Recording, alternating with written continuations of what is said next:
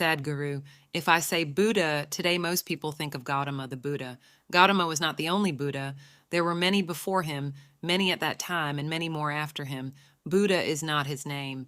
His name was Gautama Siddhartha. He became a Buddha. The word Bu means buddhi, or the intellect. One who is above his intellect is a Buddha. There is probably no one in the world who has not heard of Gautama's name. Though there have been many Buddhas, his name has lived on. He has been one of the greatest spiritual waves and probably the most successful spiritual teacher on the planet. In his own lifetime, he had 40,000 monks, and this army of monks went out to bring a spiritual wave.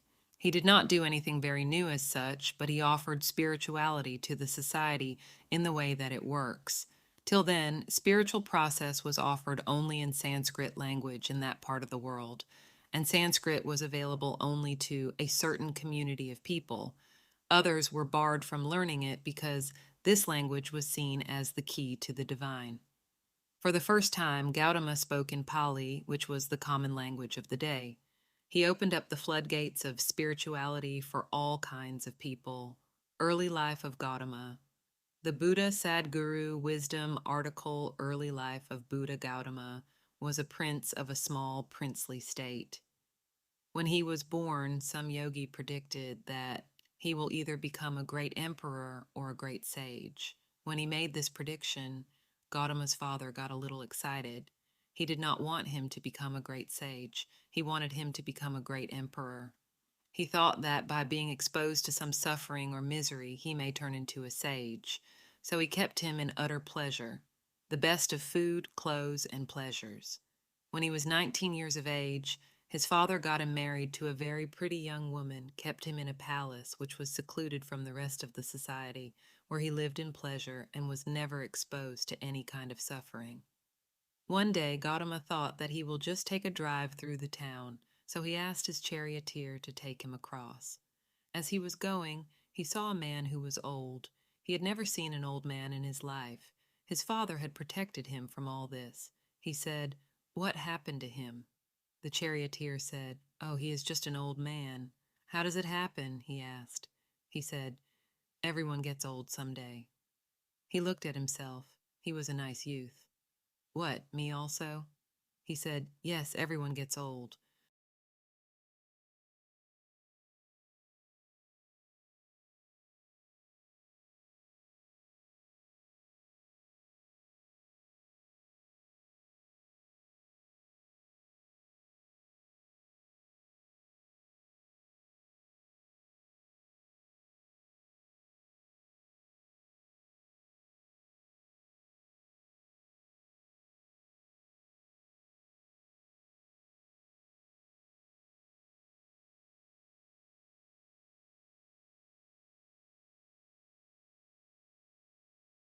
If they live long enough, they get old.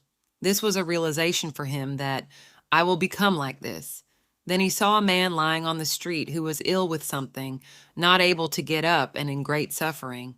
He said, "Stop! What is this guy? What's he doing?" He said, "Oh, he is sick, unfortunately." "What does that mean?" He said, "The body, sometimes it gets sick. It can happen to just anyone. Me, a prince, it can happen to me. It can happen to anyone." Then he saw, "Oh, I can become like this." He was completely disturbed by this. Then they went further, and he saw a funeral. They were carrying the dead body of a man. "What happened to that guy?" "Oh, he just died, that's all." "What does that mean?" "That happens to everyone without exception." Then he said, "What am I doing? Just eating, pleasures and nonsense. What am I doing with myself?" He went into turmoil within himself. Suddenly, being a prince and the pleasures of this palace broke apart for him. He started looking, what is the point of all this? This body is going to get old, this may get sick, and this will be dead for sure. Why am I investing my entire life in this? But by then he had an infant boy. He could not leave this loving wife and this lovely little baby. He struggled and struggled. By then, a little over 1 1/4 years had passed.